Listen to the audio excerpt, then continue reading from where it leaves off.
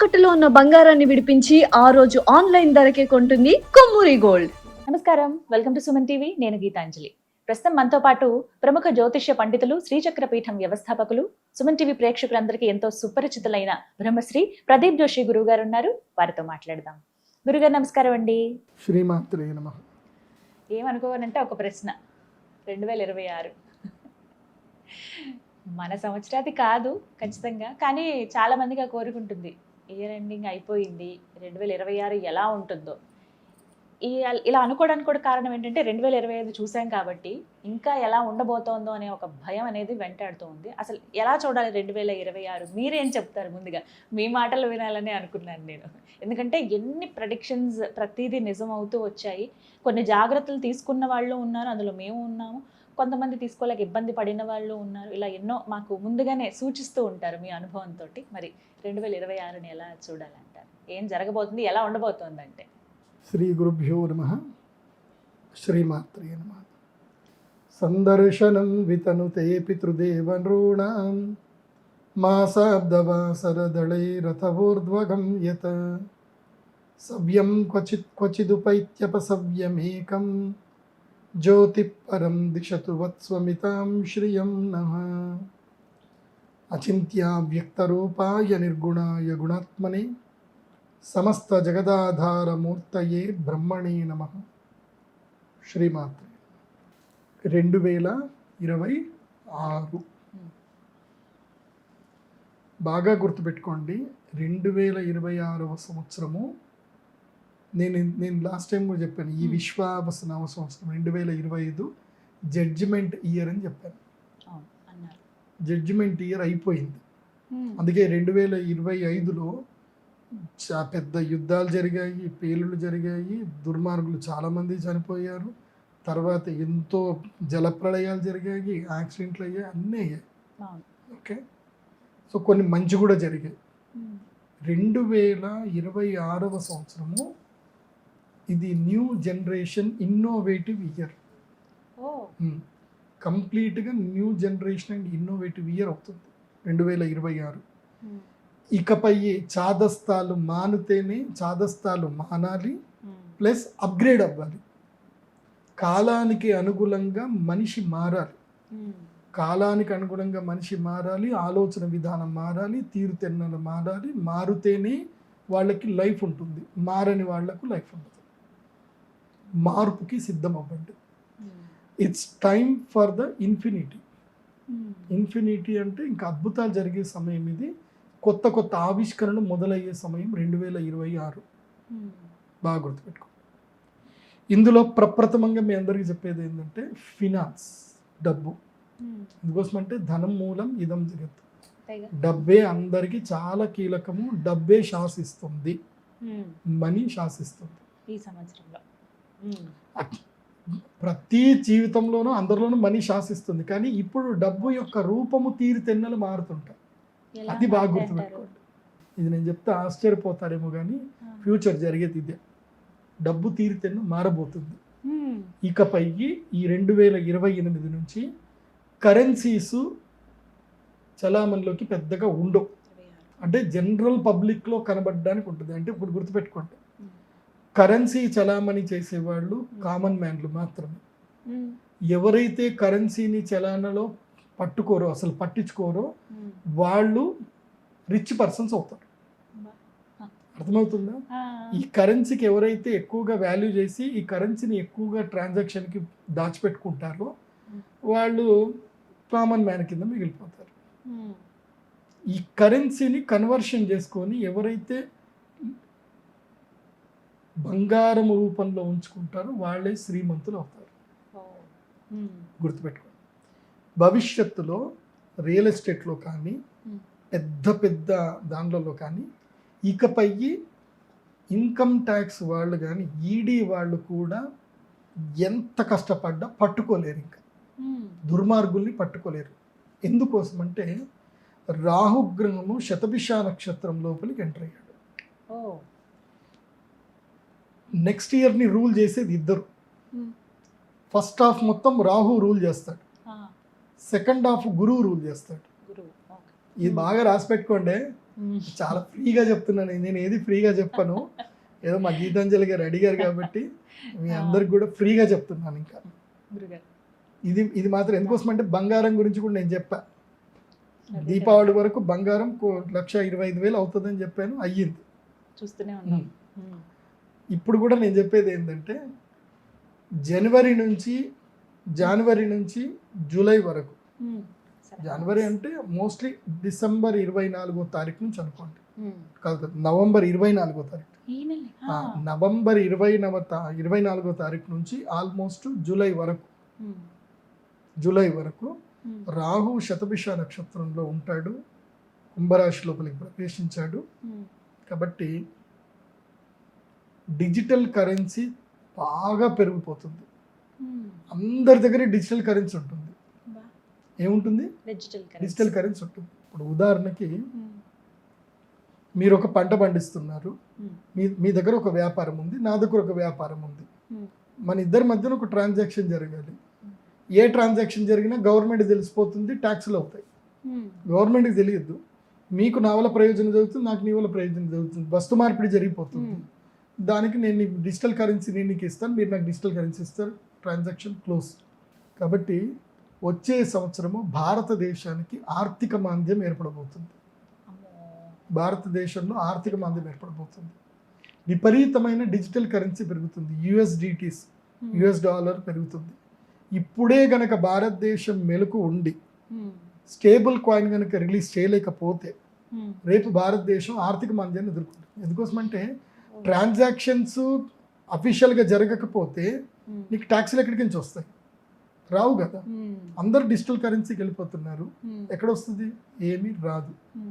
కాబట్టి cyber crime కొత్త రూపం తీర్చుకుంటుంది. క్రైమ్ చేసేవాళ్ళు కొత్త రూపాన్ని దాలుస్తారు.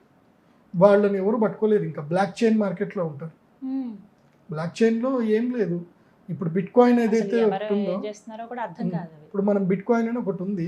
ఈ బిట్ కాయిన్ ఎప్పుడైతే రాహు శతభిష నక్షత్రం కుంభరాశి లోపలికి ఎంటర్ అయ్యాడో లేదో బిట్ కాయిన్ పడిపోవడం స్టార్ట్ అయింది. అక్టోబర్ 10వ తారీఖు నుంచి బిట్ కాయిన్ పూర్తిగా పడడం స్టార్ట్ అయింది. 1,28,000 ఉన్న బిట్ కాయిన్ ఇవాళ నేను ఈరోజు డిస్కషన్ చేసే టైం వచ్చేసి నవంబర్ 20వ తారీఖు నేను డిస్కస్ చేస్తాను. అంటే అక్టోబర్ 10వ తారీఖు మొదలైన పతనము నవంబర్ 24వ తారీఖు రోజుకి వచ్చేసరికి బిట్ కాయిన్ కాస్ట్ 83,000కి పడిపోయింది. లోయెస్ట్ ప్రైస్ 83,000 డాలర్లకు పడిపోయింది. అంటే ఇక్కడ ఏమైంది? రాహు వచ్చేసాడు. రాహు వచ్చేసరికి ఏంది? మాయా ప్రపంచాన్ని ఏలడానికి వచ్చేసాడు. సో మాయా ప్రపంచం లోపల ఎంత ఇది జరుగుతుందో అంత కరెన్సీ వైలేషన్స్ పెరుగుతాయి, వెరికి క్రైమ్ పెరుగుతుంది. డిజిటల్ క్రైమ్ పెరుగుతుంది, హ్యాకింగ్లు ఎక్కువగా పెరుగుతారు, క్రైమ్ యొక్క తీరుతెన్నులు మారుతాయి. ఇప్పుడు పోలీసులు కనుక ఈ విషయంలో అప్గ్రేడ్ అవ్వకపోయినా, ఈడీ వాళ్ళు అప్గ్రేడ్ అవ్వకపోయినా అంతే, అది అవుతుంది. 6 నెలల పాటు విచిత్రాలు చూస్తారు, జూలై వరకు విచిత్రాలు చూస్తారు, స్కామ్లు చూస్తారు. చూస్తూనే బ్యాంకులలో డబ్బులు అయిపోతాయి. తర్వాత గవర్నమెంట్ అఫీషియల్ వెబ్సైట్స్ అన్ని హ్యాక్ అయిపోతాయి, బ్యాంకింగ్ వెబ్సైట్స్ హ్యాక్ అవుతాయి. ఇలా దారుణమైనటువంటి విషయాలు నెక్స్ట్ ఇయర్ జరగబోతున్నాయి. తర్వాత జూలై 24వ తారీఖు తర్వాత బంగారం యొక్క ధర, జూలై 24వ తారీఖు తర్వాత, మళ్ళీ చెప్తున్నాను రాసి పెట్టుకోండి, జూలై 24వ తారీఖు తర్వాత బంగారము 1,80,000 వరకు కూడా వెళ్తుంది. 1,50,000 కన్ఫర్మ్గా దాటుతుంది. జూలై 24 తర్వాత అది 80 కూడా రీచ్ అయిపోతుంది. ఎవరైనా సరే, నేను అదే చెప్తున్నాను కదా, కరెన్సీ రూపం మారుతుంది. ఇప్పుడు ఉదాహరణకి నేను మీ దగ్గర ప్రాపర్టీ కొనుక్కోవాలి, 5 కోట్ల ప్రాపర్టీ ఉంది. 5 కోట్లు నేను 500 నోట్లు పట్టుకొని రాను. నేను ఏం లేదు, 5 కిలోల బంగారం పట్టుకొచ్చిస్తాను మీకు, అంతే. అలా అయిపోతుంది. ఫ్యూచర్ అంతా కూడా ఈ బంగారం షాపుల వాళ్ళు కూడా ఏంటంటే బంగారం నోట్లు వస్తాయి. చూడండి, ఇప్పటి నుంచి నేను చెప్పేది జరుగుతుంది. బంగారము నోట్లు వస్తాయి. అంటే సింపుల్ 10 గ్రాములు 20 గ్రాములు గ్రాములనే ఉంటుంది. దాని మీద కరెన్సీ వాల్యూ ఏముండదు, గ్రాములనే ఉంటుంది. ఇవాళ నేను మీ దగ్గర ప్రాపర్టీ ఏదైనా కొనుక్కోవాలి, నేను గోల్డ్ తీసుకొచ్చాను, 20 గ్రాముల గోల్డ్ తీసుకొచ్చి మీకు ఇచ్చేసాను. ఇవాళ మార్కెట్ వాల్యూ ఏముంది? 20 గ్రాములకి ఇది ఉంది, ఇది నీకు లెక్క ముట్టేసింది, అంతే. మొత్తం గోల్డ్. ఇకపై గౌరవ ప్రధానమంత్రులు ఎవరైనా సరే గవర్నమెంట్లో ఇవాళ నుంచి 500 నోట్లు బంధు అని అంటే కామన్ మ్యాన్ బంద్ అయిందా సరే ఏటీఎం పోయి తెచ్చుకుందామని కామన్ మ్యాన్ అనుకుంటాడు. అదే పెద్దోడు భయపడాలి. కానీ పెద్దోడు అంతేనా మంచిదే 500 నోట్ బ్యాన్ అయితే మనకేమో ఇక నేను ఇంట్లో 500 నోట్లు లేవు కదా నా దగ్గర మొత్తం బంగారమే ఉంది. నువ్వు బంగారం నా ఇంట్లో రైడ్ చేస్తే నాకు దొరుకుతుంది. నువ్వు నన్ను ఎడ రైడ్ చేస్తావు, నన్ను రైడ్ చేయవు కదా. అంతే, గోల్డ్ ఈజ్ దేర్. ఇకపై అంతా కూడా గోల్డ్ కరెన్సీ వస్తుంది, సిల్వర్ కరెన్సీ, గోల్డ్ కరెన్సీ. మళ్ళీ పాత రోజులు వస్తాయి, ఇన్ఫినిటీ టైం. 8 కదా, ఇన్ఫినిటీ టైం. మళ్ళీ పాత రోజులు వస్తాయి. ఏది అప్పట్లో నాణాలు ఇచ్చుకున్నారు కదా, ఇప్పుడు మళ్ళీ అదే పద్ధతి వస్తుంది. కావాలంటే మీరు చూడండి, నెక్స్ట్ ఇయర్ ఆషాఢ మాసం దాటిన తర్వాత అక్కడ నుంచి గోల్డ్ రేట్ దారుణంగా పెరిగిపోవడం వల్ల ఏంటంటే పెద్ద పెద్ద ట్రాన్సాక్షన్స్ అన్నీ కూడా ఏది బ్లాక్ మార్కెట్లో జరిగే ట్రాన్సాక్షన్స్. గవర్నమెంట్లో ఎట్లా డబ్బులు కట్టాలి, సబ్ రిజిస్టర్ వాల్యూ ఎంత ఉందో అంత కడతాము. రిమైనింగ్ ఎట్లా క్యాష్ తీసుకొని రావాలి. దారిలో వెళ్తే పోలీసులు పట్టుకున్నారు, ఈడీ వాళ్ళు పట్టుకున్నారు, ఇవేమి ఉండవు. ఇంకా బంగారం తీసుకెళ్తారు డైరెక్ట్. ఏం లేదండి, బ్యాంక్ వచ్చేయండి, లాకర్ ఉంటుంది, బ్యాంక్లో లాకర్లో మీరు డబ్బు చూసుకోండి, గోల్డ్ చూసుకోండి, తాళం మీకు ఇచ్చేస్తే అయిపోయి matter. No travelling, no transactions. లాకర్లో బంగారం అలాగే ఉంటుంది, లాకర్ తాళాలు మారుతాయి అంతే. ఫ్యూచర్ మొత్తం ఇదే ఉంటుంది, బాగా గుర్తుపెట్టుకోండి. మొదట 7 నెలల వరకు అంటే రాహు ఉన్నంత కాలం ఇలా ఉంటుంది. మనీ చెప్తున్నాను, నెక్స్ట్ ఇయర్ మనీ మార్కెట్ రూపం మారిపోతుంది. ఆ తర్వాత ఇంకోటి బాగా గుర్తుపెట్టుకోండి, Dubai is going to the financial hub for the world. Dubai financial హబ్గా మారిపోతుంది, పూర్తిగా వరల్డ్కి హబ్గా మారిపోతుంది. సో క్రైమ్ చేసే వాళ్ళందరూ కూడా దుబాయ్కి వెళ్ళిపోయి ఫినాన్షియల్ ట్రాన్సాక్షన్ చేసుకొని అక్కడ హబ్గా మారిపోతారు. అది కూడా జరుగుతుంది. ఓకే, సో క్రైమ్ తీరుతెన్నులు మొత్తం మారిపోతాయి. మీరు పట్టుకోలేరు, ఇంకా బ్లాక్ చైన్కి వెళ్ళిపోయి పట్టుకోలేరు. అంటే కలి నిజ రూపం ప్రారంభమవుతుంది. కలికాలం యొక్క వాస్తవ రూపం ఇప్పుడు మొదలవుతుంది. కలి పుట్టడం అయిపోయింది, అరవడం అయిపోయింది, ఇప్పుడు నడవడం స్టార్ట్ చేస్తాడు. ఇక్కడ నుంచి నడవడం స్టార్ట్ చేస్తాడు. సో అందుకే అందరూ కూడా అప్గ్రేడ్ అయిపోండి. అందరూ అప్గ్రేడ్ అయిపోయి ఏముంటది, బంగారం దీంట్లో పెట్టుకోండి అంతే, కొనుక్కోమంటారా? మొత్తం బంగారం. ఎంత క్యాష్ ఉన్నా క్యాష్ ని బంగారం చేసి పెట్టుకోండి అంతే. గవర్నమెంట్కి ట్యాక్స్ కట్టినా పర్వాలేదు, ట్యాక్స్ కట్ అయినా సరే, జిఎస్టీ కట్ అయినా సరే బంగారం పెట్టుకోండి. ఎందుకోసం అంటే ఇన్ ఫ్యూచర్ బంగారమే శాసిస్తుంది. బంగారం ఒంటి మీద వేసుకోవద్దు. బంగారం 100 గ్రాములది ఒకటి బంగారంది ఇది తయారు చేసుకోండి, నోట్లాగా తయారు చేసుకోండి. దాని మీద గవర్నమెంట్ది హాల్ మార్కు అవన్నీ కూడా ఉంటాయి, దాన్ని సీల్ చేసి పెట్టండి. ఇంకా అదంతే. ఫ్యూచర్ అంతా కూడా ఎక్కడ ఉంటారు తెలుసు, అందరూ హాల్ మార్క్ దగ్గరనే నిల్చు. ఇప్పుడు హాల్ మార్క్ షాప్లో పెద్దగా రష్ ఉండదు. మీరు నెక్స్ట్ ఇయర్ చూడండి, హాల్ మార్క్ షాప్ దగ్గర రష్లు ఉంటాయి చూడండి. మొత్తం గోల్డ్ మయమే, అంతా గోల్డ్ మయం. గోల్డ్ సిల్వర్లో ఇంకా నోట్లు పని చేయవు.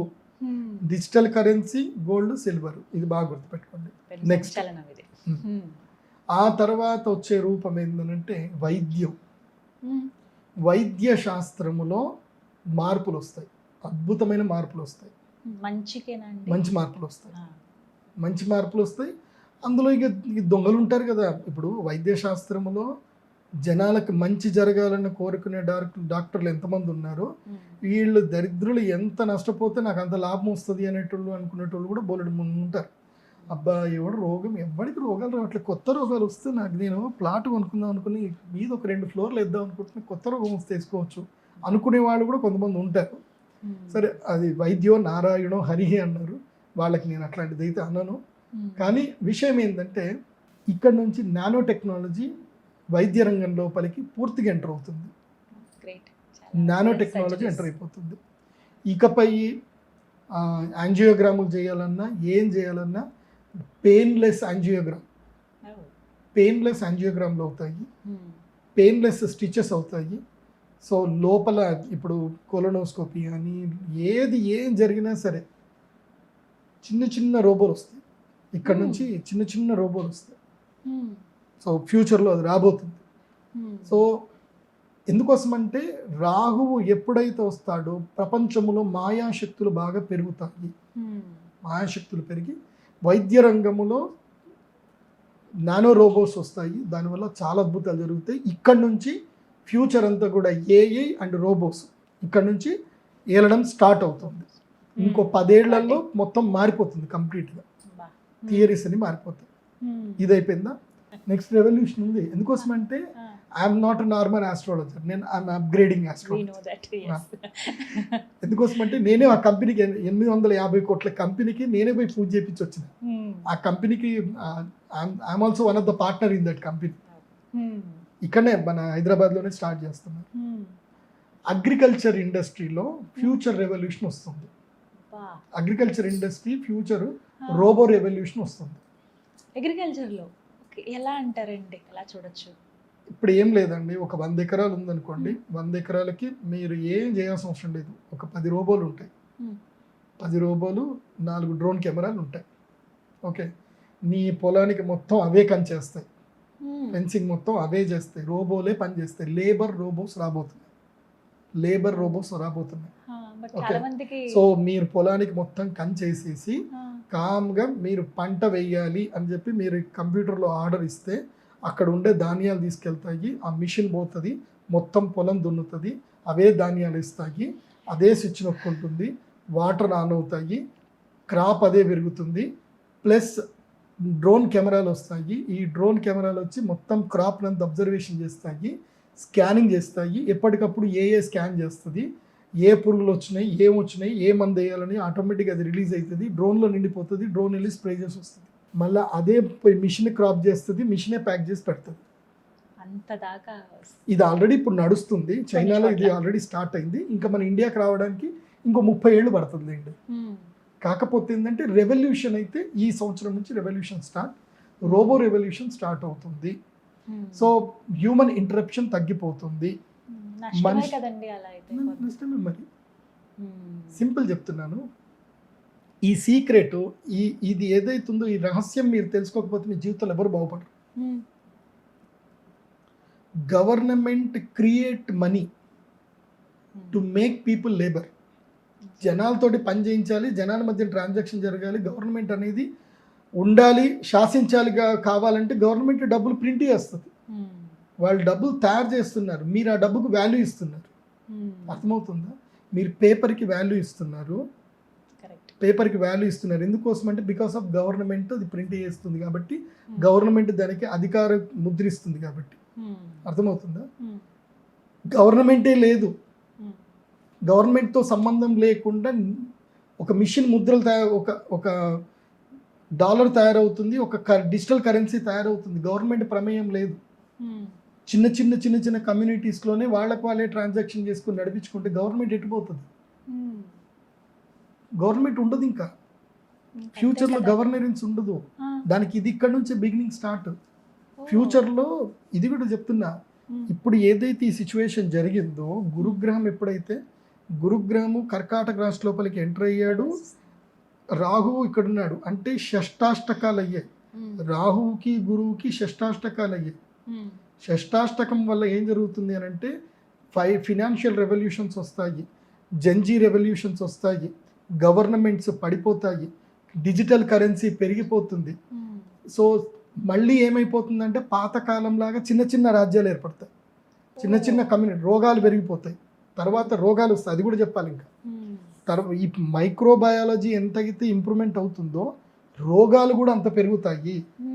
రోగాలు పెరగగానే ఏమవుతుందంటే జనాలందరూ వెళ్ళిపోయి చిన్న కమ్యూనిటీలు తయారవుతారు. ఇది ఎప్పటికీ 2046 తర్వాత. దానన్నిటికీ ఇప్పుడు బేసిక్ పడుతుంది. 2046 తర్వాత చిన్న కమ్యూనిటీస్ తయారవుతారు. ఏ కమ్యూనిటీ వాళ్ళు ఆ కమ్యూనిటీలోనే బతుకుతారు. ఇంకా ఫ్యూచర్లో అది జరగబోతుంది. కాబట్టి అగ్రికల్చర్ రెవల్యూషన్ వస్తుంది, ఫినాన్షియల్ రెవల్యూషన్ వస్తుంది, అండ్ మెడికల్లో రెవల్యూషన్ వస్తాయి. ఇవి మెయిన్. ఈ రెవల్యూషన్స్ తర్వాత మనిషి దీనికి అనుగుణంగా మారకపోతే మాత్రం ఇంకా అంతే. బాగుంది. సామాన్యులపైన ఎక్కువ ప్రభావం. రోగాలు వచ్చే సంవత్సరము రోగాలు ఇంకా పెరుగుతాయి, తగ్గవు. రోగులు పెరుగుతారు, అండ్ ఊపిరితిత్తులకు సంబంధించిన వ్యాధులు ఎక్కువగా పెరుగుతాయి, డైజెషన్ వ్యాధులు ఎక్కువ పెరుగుతుంది. ఇంకా డయాబెటీస్ అనేది కామన్ అయిపోతుంది. ఇప్పటికే టాప్లో ఉన్నాము. అంటే డయాబెటీస్ అనేది కామన్ అయిపోతుంది. నీకు డయాబెటీస్ లేదా? అయ్యో లేదా, మా ఇంట్లో అందరికీ ఉంది, నీ దగ్గర లేదా అంటే మీకు ఆస్తులు లేవా అన్నట్టు, డయాబెటీస్ లేదా అన్నట్టు అయిపోతుంది. So thyroid, diabetes, endocrinical disease common to the all people. ఇవన్నీ జరుగుతాయి. అండ్ మనిషి యొక్క ఆయుష్ తగ్గుతూ ఉంటుంది, మనిషి యొక్క హైట్, పర్సనాలిటీస్ కూడా తగ్గుతూ ఉంటాయి. ఇవన్నీ కూడా భవిష్యత్తులో జరగబోతున్నాయి. సో ఆ జరగబోయేదానికి 2026లో పునాదులు పడతాయి. శ్రీకారం అక్కడి నుంచే స్టార్ట్. ఇంకా అదొకటి. నెక్స్ట్ ఇంకో విచిత్రం ఉంది. భూమి మీదకి ఏలియన్స్ వస్తారు 2026లో. చెప్తున్నా కదా, అదే కదా అక్కడి నుంచి స్టార్ట్ అయ్యేది. 2026కి భూమి మీదకి ఏలియన్స్ వచ్చిన సంగతి తెలిసిపోతుంది. ఆల్రెడీ ఒక న్యూస్ అయితే చక్కర్లు కొడుతుంది. ఆకాశంలో ఒకటి వస్తుంది, ఇంటర్స్టెల్లార్ ఏదో వస్తుంది, దానికి రేడియో సిగ్నల్స్ పంపిస్తుందని చెప్తున్నారు. But there is a invitation from the aliens, అంటే గ్రహాంతరవాసులు మన భూమి మీదకి అయితే రాబోతున్నారు. అది ఇప్పుడు బిగినింగ్ స్టార్ట్, అది ఇంకో రెవల్యూషన్కి దారి తీస్తుంది. అదొకటి. అందుకే నేను చెప్పేది ఏంటంటే, ఇప్పటి నుంచి మీరంతా చాలా సేఫ్గా ఉండండి. బంగారం కొనుక్కోండి, కానీ బంగారం ఒంటి మీద వేసుకోకండి. డిజిటల్ కరెన్సీని రెగ్యులర్గా మెయింటైన్ చేసుకోండి. మీరు ఏదైతే ఫోన్ మీరు వాడుతున్నారో, కరెన్సీ ట్రాన్సాక్షన్కి సపరేట్ ఫోన్ పెట్టుకోండి. మీరు రెగ్యులర్గా వాడే ఫోన్ సపరేట్ పెట్టుకోండి. మీరు రెగ్యులర్గా వాడే ఫోన్కి కరెన్సీ ట్రాన్సాక్షన్ చేసే ఫోన్కి సంబంధం ఉండకూడదు, గుర్తుపెట్టుకోండి. మీరు వాట్సాప్లు చేసుకునే అవన్నిటికీ ఒక సిమ్ పెట్టుకోండి. పేమెంట్ చేసుకోవడానికి, పేమెంట్ ట్రాన్సాక్షన్కి, బ్యాంకింగ్ ట్రాన్సాక్షన్కి మాత్రమే ఒక సిమ్ పెట్టుకోండి. ఎందుకోసమంటే ఫ్యూచర్లో సైబర్ క్రైమ్ బాగా పెరగబోతుంది.